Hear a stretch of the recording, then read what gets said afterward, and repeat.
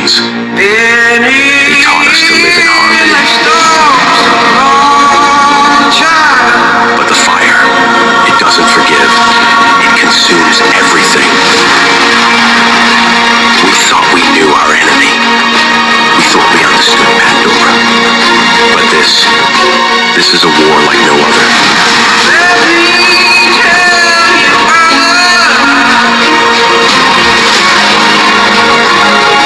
And not all battles are fought with weapons.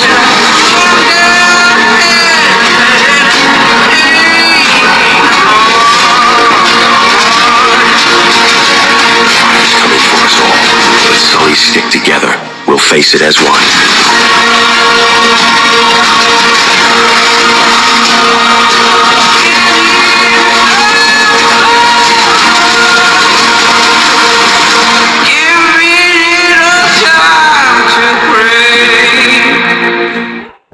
So hello everyone, Hitesh here. Today we're gonna talk about the movie Avatar. ये movie मेरी series ऑडेक्स यानी कि on demand explanation की पहली movie है। इसके बाद में मैं 9 मूवीज और लाऊंगा और ये सीरीज सिर्फ और सिर्फ 2 महीने में एक बार लाई जाएगी, जिसके अंदर मैं आपके थ्रू बताई गई उन टॉप रेटेड मूवीज को चुनूंगा जो कि इस सीरीज को डिजर्व करती होंगी। सो अगर आप भी चाहते हैं कि आपकी फेवरेट मूवी इस लिस्ट के अंदर शामिल हो तो कमेंट सेक्शन में मुझे #ऑडेक्स करके अपनी मूवी का नाम जरूर बताइएगा और जितना जल्दी हो सकेगा मैं आपकी रिकमेंडेड मूवी को भी एक्सप्लेन करके अपने चैनल पर जरूर लाने की कोशिश करूंगा। सो विदाउट वेस्टिंग टाइम चलिए आते हैं इस कहानी की मेन स्टोरी लाइन की तरफ। ये कहानी शुरू होती है सन 2129 में, जहाँ पृथ्वी काफी तरीके से नष्ट हो चुकी है। यहाँ की आबादी अब 3 गुना और ज्यादा बढ़ चुकी है।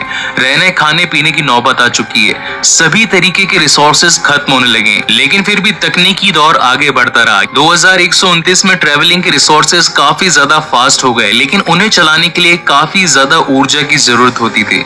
इसीलिए उनके अंदर यूज किया जाता था एक अनऑब्टेनियम नाम का धातु, जो कि पृथ्वी पर नहीं मिलता था, वो मिलता था पेंडोरा पर। फिर हमें दिखाया जाता है इस कहानी का लीड कैरेक्टर, जिसका नाम है Jack Sully. Basically Jack Sully अपने पैरों से अपाहिज है, लेकिन वो पहले ऐसा नहीं था। वो पहले एक नौसेना का सैनिक हुआ करता था। जैक सुले का एक जुड़वा भाई भी था, जिसका नाम था टॉम सुले, जिसे वो टॉमी कहकर भी बुलाता था। बेसिकली टॉमी एक वैज्ञानिक था जो कि RDA यानी कि रिसोर्स डेवलपमेंट एडमिनिस्ट्रेशन नाम की कंपनी के साथ में काम किया करता था। इस कंपनी का बेसिकली काम ये था कि ये दूसरे प्लेनेट पर जाकर वहां से अनऑब्टेनियम नाम के पत्थर को इस धरती पर लेकर आकर अपनी एनर्जी के सोर्स के लिए काम में लिया करते थे। लेकिन एक दिन कुछ गुंडों ने चंद पैसों के लिए टॉमी का कत्ल कर दिया। अब इस बात से उस कंपनी का काफी ज्यादा पैसा जो कि टॉमी पर लगा हुआ था वो वेस्ट होने वाला था। इसीलिए वहां के कुछ लोगों ने सोचा कि क्यों ना हम उसके जुड़वा भाई को अपने इस ऑपरेशन में काम में ले लें। तभी वो उसके पास में जाते हैं और उसे बताते हैं कि कुछ लोगों ने तुम्हारे भाई को जान से मार दिया, लेकिन उसके ऊपर हमारी कंपनी यानी कि RDA का काफी ज्यादा पैसा लगा हुआ था। अगर तुम चाहो तो तुम उसकी जगह ले सकते हो, क्योंकि तुम्हारा बॉडी स्ट्रक्चर और साथ ही DNA तुम्हारे भाई के साथ काफी ज्यादा मैच करता है, जो कि हमारे लिए बहुत ही काम की बात है। अगर तुम हमारा साथ दोगे तो हम तुम्हें एक अच्छी लाइफ और साथ ही काफी ज्यादा रोकड़ा भी देंगे। और फाइनली इसी बात से जैक भी एग्री करता है और उनके साथ मिल जाता है। यहाँ से कहानी आगे बढ़ती है 5 साल 9 महीने और 22 दिन। ये पूरा सफर एक क्रायोयान के अंदर बिताया जाता है, जिसके अंदर जैक एक हाइबरनेशन स्लीप में होता है। इस स्लीप में होने की वजह से इन 6 सालों में जैक की बॉडी पर कुछ भी असर नहीं पड़ता। वो जिस एज के अंदर पृथ्वी से निकला होता है वो सेम उसी एज में अपने आप को वहां पर पाता है। और साथ ही वहां पर जैक की तरह काफी और सारे सोल्जर्स भी होते हैं जो कि पृथ्वी से उठाए गए होते हैं। बेसिकली ये सब नाम के सैनिक होते हैं जो कि पैसों के खातिर अपनी जान की परवाह किए बिना पेंडोरा पर आने के लिए तैयार हो गए थे। जैसे ही वो सारे सोल्जर्स वहां पेंडोरा पर उतरते हैं तो उनके सीनियर्स उन्हें कहते हैं कि यहाँ पेंडोरा की हवा आपकी जान ले सकती है, इसीलिए आपको हर वक्त अपने मुंह पर मास्क लगा हुआ रखना पड़ेगा, क्योंकि अगर आपने ऐसा नहीं किया तो आपको ऑक्सीजन नहीं मिलेगी और यहाँ की डेंसिटी 30% कम है, जो कि आप सभी के लिए एक जान का खतरा बन सकती है। वहां से जैक पेंडोरा के इंडक्शन रूम में पहुंचता है, जहां पर इस कहानी का मेन विलन या फिर कहा जा सकता है कि इस कहानी का टेरेबल फैक्टर उसे मिलता है, जिसका नाम होता है कॉलोनल क्वेरेच। क्वेरेच वहां मौजूद सभी सैनिकों को एक स्पीच देता है और कहता है कि मैं एक सैनिक हूँ और मैंने आज से पहले 10 और बड़े बड़े सैनिक अभियानों में हिस्सा लिया है, मगर आज तक मुझे एक गोली की खरोच नहीं लगी। लेकिन जैसे ही मैं यहाँ पेंडोरा पर आया, एक नए सैनिक की तरह मैं यहाँ पर जख्मी हो गया। जैसा आपने सोचा था ये पेंडोरा बिल्कुल भी वैसा नहीं है। यहाँ की आबो हवा, यहाँ का नेचर और साथ ही यहाँ के क्रिएचर बिल्कुल पृथ्वी से अलग है। अगर जिंदा रहना चाहते हो तो मेरे रूल्स को फॉलो करना। मेरा काम है आप लोगों की जिंदगियां बचाना और इस अभियान के खत्म होने पर आपको जिंदा घर लौटाना। मैं ज्यादा लोगों को बचाने में कामयाब नहीं हो पाऊंगा, इसलिए आप सभी को मेरा साथ देना पड़ेगा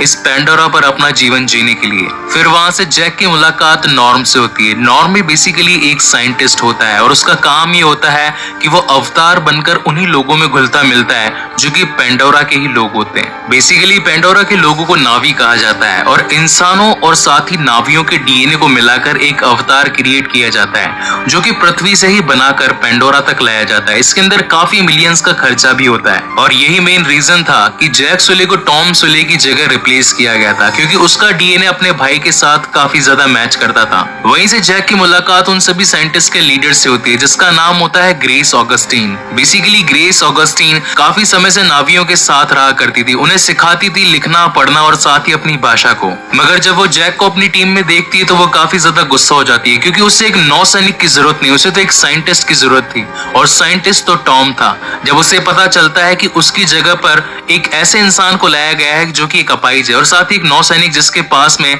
बिल्कुल भी ज्ञान नहीं है कि इस जगह पर किस तरीके से जीना है, क्योंकि टॉम ने इस जगह पर आने की काफी सालों तक प्रैक्टिस की थी पृथ्वी पर। इन्हीं बातों से ग्रेस नाराज होकर इस पूरे अभियान के हेड यानी कि पार्कर के पास पहुंचती है और वो उसे कहती है कि आखिर तुमने मुझे इस अपाहिज को क्यों दिया, और बल्कि ये तो एक साइंटिस्ट भी नहीं है।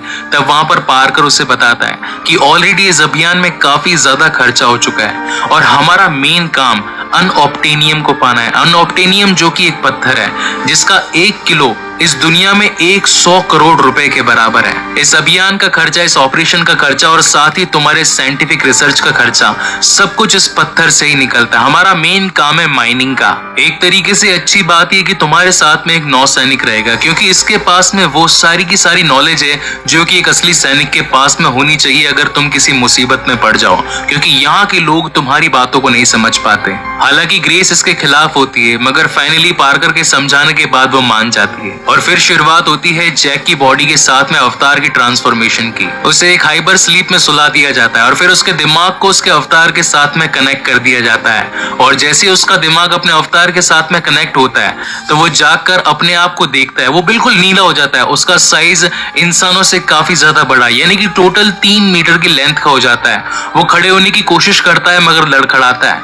वहां मौजूद साइंटिस्ट उसे बैठने के लिए कहता है, लेकिन अब जैक के पास में आ गए होते हैं उसके असली पैर, जिनकी मदद से वो चल सकता है, घूम सकता है, बैठ उठ फिर सकता है। इसी वजह से वो इस खुशी को संभाल नहीं पाता और वो उस लैब से बाहर निकल जाता है। सभी उसे रोकने की बहुत कोशिश करते हैं मगर अपने नए पैरों को पाने की खुशी को वो बयां नहीं कर पाता और इसी वजह से वो वहां से बाहर निकलकर भागने लगता है, दौड़ने लगता है और तभी उसे पता चलता है कि ये अनबिलीवेबल है, क्योंकि इसके जैसा एहसास उसे आज से पहले कभी नहीं हुआ था। और साथ ही हमें ये भी पता चलता है कि अवतार जो भी होते हैं, जब ह्यूमन बॉडी हाइपर स्लीप में होती है तभी वो उनसे कनेक्टेड रहते हैं। अदरवाइज अगर इंसान जाग गया तो उसका अवतार सो जाता है और अवतार को जगाने के लिए वापस से हाइपर स्लीप में जाना पड़ता है। एक दिन क्वेरेट जैक को अपने पास में बुलाता है और उससे कहता है कि मैंने तुम्हारा रिकॉर्ड मंगवाया था, तुम तो काफी होनहार सैनिक हो। मैंने जब तुम्हारा रिकॉर्ड चेक किया तो मुझे पता चला कि तुमने भी बहुत बड़े बड़े अभियान किए हैं मगर तुमने अपनी टांगी खो दी। क्या तुम मेरे साथ एक सौदा करना चाहोगे? तो जैक पूछता है कि आखिर कैसा सौदा? तब वहां पर क्वेरेच उसका प्लान बताता है। वो कहता है कि आज तक इन साइंटिस्ट ने उन लोगों के साथ में मिलकर सिर्फ और सिर्फ टाइम वेस्ट किया है। उनके पास में इतना सारा अनऑप्टेनियम है कि उन्हें पता भी नहीं है, मगर मैं चाहता हूं कि मैं उन लोगों को उनकी जगह से हटा दूं और वहां से सारा ऑप्टेनियम हड़प लूं। मगर इस काम में मुझे तुम्हारी मदद लगेगी, क्योंकि मैं उन साइंटिस्ट के माइंड्स को चेंज नहीं कर सकता, मगर तुम एक सैनिक हो, तुम मेरी बात को समझोगे। तुम्हारा काम यह है कि तुम उनके लोगों में घुलो मिलो, उनकी बातों को समझो, उनकी लैंग्वेज को समझो और जब जिस दिन मौका है तो उन लोगों को उस जगह से हटा दो जहां पर अनऑप्टेनियम काफी भारी मात्रा में मौजूद है, ताकि मैं वहां पर अपने लोगों को भेजकर माइनिंग कर उस अनऑप्टेनियम को जमीन से बाहर निकाल सकूं और इसके बदले में मैं तुम्हें तुम्हारी असली टांगे भी लौटा दूंगा। इस बात को सुनकर जैक काफी खुश होता है और वो उसके साथ में डील पक्की कर लेता है। अगले दिन जैक को पेंडोरा के दौरे पर निकाला जाता है, जहां पर एक शानदार दुनिया अब उसके सामने होती है। सब कुछ बिल्कुल हरा हरा और सब कुछ बहुत ही बेहतरीन लगता है। पेंडोरा की इस दुनिया को देखकर ऐसा लगता है कि जैक जैसे किसी और दुनिया में खो गए हो। फिर उनका हेलीकॉप्टर जमीन पर लैंड होता है और तब वहां पर ऑगस्टीन कहती है कि हम यहाँ पर कुछ जमीनी नमूने लेने के लिए आए हैं। हम यहाँ पर ये पता करने आए हैं कि आखिर ये पेड़ आपस में एक दूसरे से बात कैसे करते हैं। इनके बीच में एक इलेक्ट्रोमैग्नेटिक फील्ड है जो कि आपस में एक दूसरे को कनेक्टेड रखती है। आखिर हम ये जानना चाहते हैं कि आखिर ये पेड़ ऐसा कर कैसे लेते हैं। और जब वो दोनों वहां से कुछ नमूने ले रहे होते हैं तभी वहां पर जैक इस जंगल को और एक्सप्लोर करना शुरू करता है। वो एक सुंदर से पौधे के पास जाता है, जैसे उसे टच करता है वो एकदम से बंद हो जाता है। मगर जब वो और पौधों को टच करता है तो वहां मौजूद सारे के सारे पौधे छुपकर बंद हो जाते हैं।